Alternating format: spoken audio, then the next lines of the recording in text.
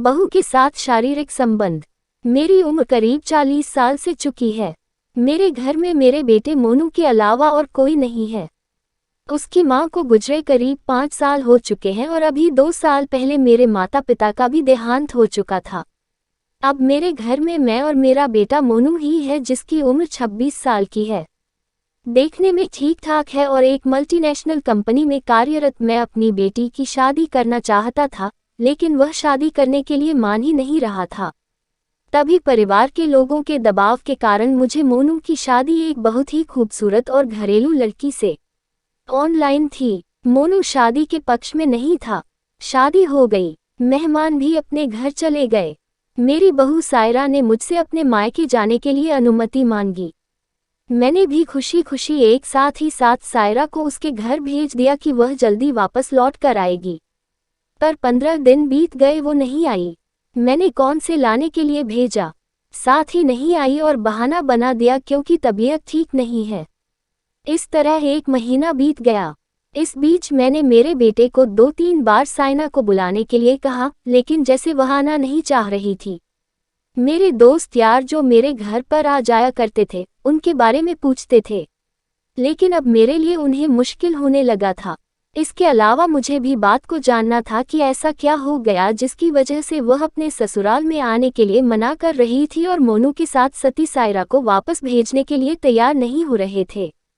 इसलिए हर एक दिन में बोलूं कि ससुराल से मेरी आंखों में तो बहुत अच्छे से हुई और मेरी वहां जाने से घर के सभी लोग बहुत खुश थे।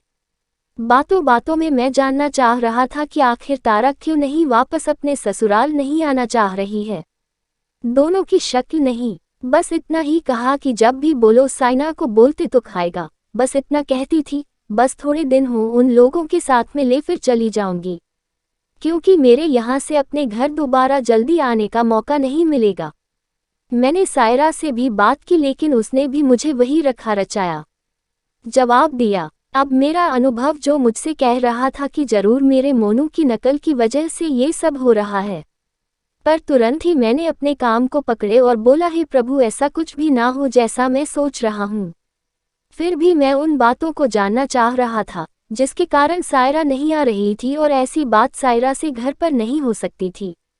इसलिए मैंने सायरा से कहा, बेटा तुम्हारे शहर आया हूँ, मुझे अपना शहर नहीं होगी।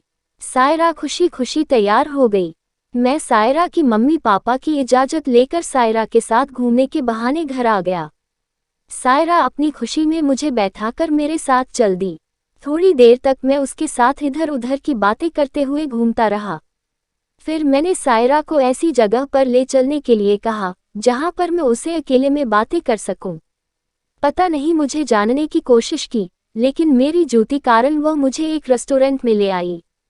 रेस्टोरेंट में भीड़ बहुत ही, तो हम लोग वहां से वापस चलने को हुए तो मैनेजर ने रोककर जाने का कारण पूछा। मेरे द्वारा कारण बताने पर वह मुझे एक की तरफ इशारा करते हुए बोला, कर इस समय खाली है, अगर आप लोग चाहें तो उसमें बैठ जाएं। मुझे भी यही चाहिए था कि मुझे और सायरा को कोई डिस्टर्ब नहीं करे, तो मैंने मैनेजर को कुछ स्नैक्स वगैरह भिजवाने को कहा और मैं चाइना के साथ उसी दिन के अंदर आ गया।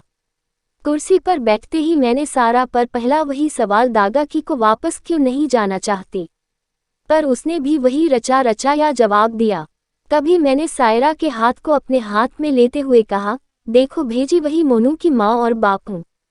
मोनू की माँ होती तो बस उनसे पूछकर समस्या का समाधान निकालती। अगर मेरी वीडियो पसंद आए तो वीडियो को लाइक करें एंड वीडियो को शेयर करें और कमेंट करें। चैनल पर नए हैं तो चैनल को सब्सक्राइब करें। वीडियो देखने के लिए आप सभी का धन्यवाद।